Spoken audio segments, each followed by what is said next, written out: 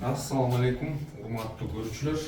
Биз Миктин үйлөрүнүн биринде турабыз. Бул Скрябин 45А көчөсү менен жайгашкан. Жакында эле ачылыш болуп, Садыр Жапаров өзү ачты.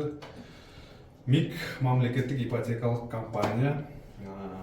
Назарыңыздарда 2 бөлмөлүү батир сиздерге жакшы бир сонун обзордо койсом болот, ошондой көрсөтүп берейин деп атам. Бул под ключ, орусча айтканда, кирип эле жашайсың. Жасалгалары сонун жакшы бүтүптүр. Мындай орточо ремонт десек болот. Мынакей ашкана. Эң жакшы бир артыкчылыгы бул деген жылытуу ТЭЦтик экен. Эң сонун бир артыкчылык газ менен эмес экен да, ТЭЦтики. Кухнясы мына ушундай экен. Андан тышкары сан түйүндөр өзүнчө экен, туалет өзүнчө.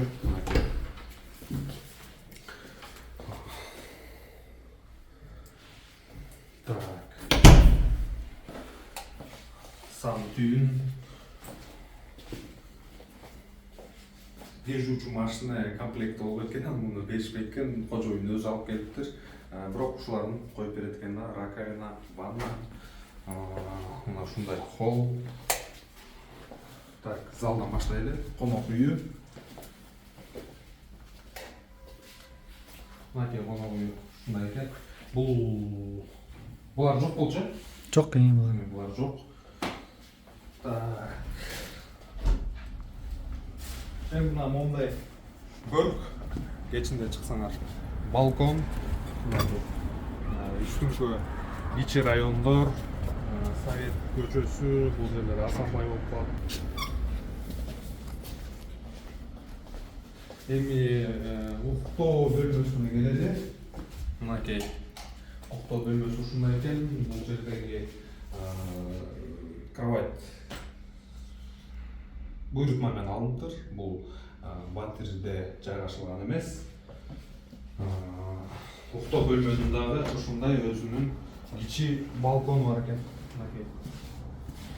Тигилерге тартып койсоң болот да. Тиги жерде да башка кишилер жууп тазалап жашаганга камданып атышыптыр.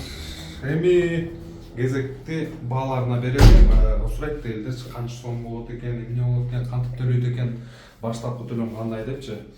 Бул жерде мен сураштырган жокмун да, кожоюнундан сурасам, үлүш менен кириптир, жанагындай эле долевой участие деп коет. Үлүш менен катышуу деп койсок болот. Кыргызчасын 50% төлөптүр. Жалпы батирдин баасы 4 миллион 800 бирдемке деп жүрөт. Бул божомол баасы да. Анан 50% төлөп атат. 50% болсо 15 жылга 22 миң. Ал дагы белгилүү болду экен, 22 миңден 26 миңге чейин деп ушундай деп айтты. Ошончо сумманы төлөп, ай сайын 15 жыл бою төлөйт экен. Эми менин оюмча аябай жакшы бир шарт деп койсом болот.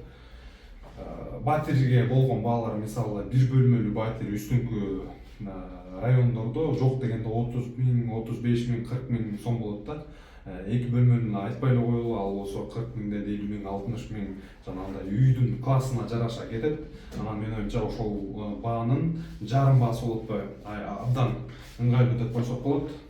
Ошондой мөөнөт менен төлөшөт экен. Андан тышкары да өзүнүн шарттары бар да, жанагындай кезекке туруу, мамлекеттик жумушта иштегендер өзүнүн шарттары, ал жактарын болсо билген жокмун. Мага кызык болгону ушул үйдүн ички жасалгасы болду да, кандай кылып бүткөн депчи.